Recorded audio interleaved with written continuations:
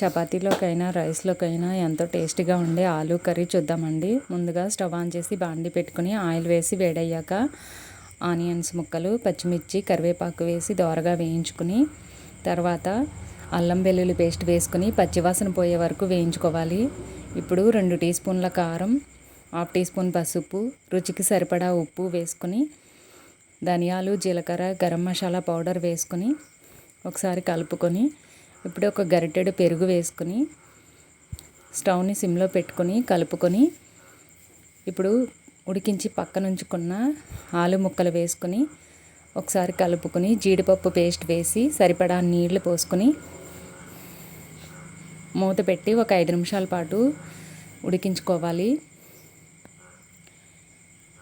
ఇప్పుడు మూత తీసి ఒకసారి కలుపుకొని ఇప్పుడు కొంచెం కసూరి మేతి వేసుకొని మరి కాస్త ఉడికించుకొని స్టవ్ ఆఫ్ చేసుకుని సర్వ్ చేసుకోవడమేనండి. రైస్లోకైనా చపాతీలోకైనా చాలా బాగుంటుందండి. చాలా ఈజీగా అయిపోతుంది కర్రీ.